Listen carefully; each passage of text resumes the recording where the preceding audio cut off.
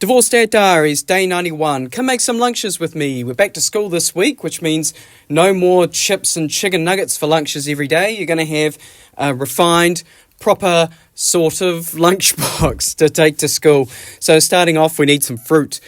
This week, apples at the Pack and Save were 99 cents a kilo, which was just nuts. So I bought a whole bunch of apples and then I peel them, but as you know, apples exposed to air tend to go brown, so what I do is I will peel them, chop them into quarters, and then chop each of those quarters into about sixths, put them in a bowl, and then I put some lemon juice in it and just give them a bit of a wang jangle.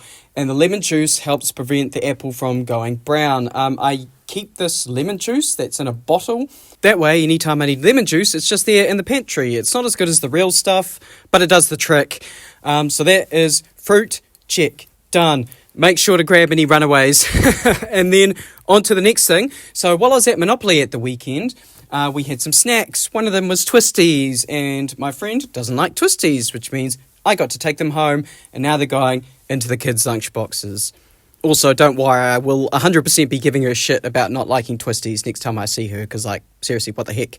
But following on from that, while I was at Pack and Save, I picked up a dozen buttermilk sliders. These are good for lunch boxes just because of how small they are. So grab them out, and we're effectively making small ham and cheese buns. Now, every time I make ham and cheese anything, people come into the comments section and ask why I don't do mayo or butter. The reality is that 2 out of 3 of my kids don't like mayo, and I can never remember which ones don't, so I just don't put mayo on any of them, and butter's expensive. So I do have margarine normally, but I also forgot to buy that this week, so I didn't have a list.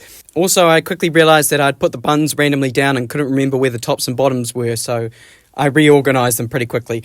But in terms of the ham, I just fold it, each ham circle, into quarters, and it's just a single piece of ham, but it's quite thick, just like that. For cheese, we ran out of the cheap cheese, so I went and bought a new block of the cheap cheese, and I just cut some slices off, and then each bun got its own almost cheese sandwich within it, so cheese at the bottom, ham in the middle, cheese on top, and then threw them into the lunchbox. But because they take up such a small space, I figured I had space for some small sandwiches as well. So I bought some of that twisty Nutella spread this week, grabbed out a couple pieces of bread, and then I tried to throw the bread back onto the table, and I missed, although you guys didn't see that. So I should just say I threw the bread back on the table and it landed perfectly. Woo! Crowd goes wild.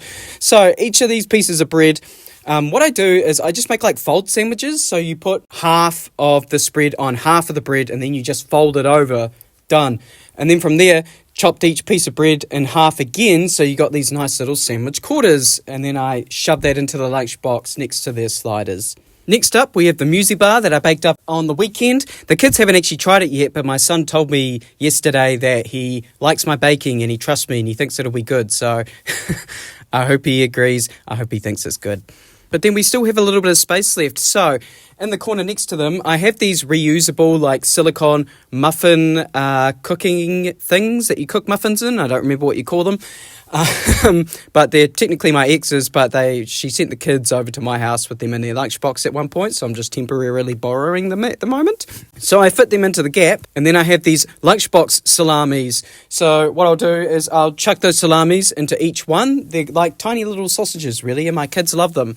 And then I actually have this leftover piece of cheese from the previous cheap cheese block. It's pretty much just a little batten of cheese that I don't really know what to do with. So I turn that one batten into 12 little sticks and put that in with their little lunchbox salamis.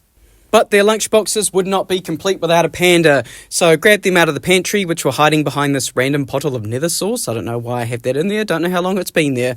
But I just chucked them today on top of their muesli bars. But while I was looking at their lunchboxes, I was thinking, there still seems like a little bit more space.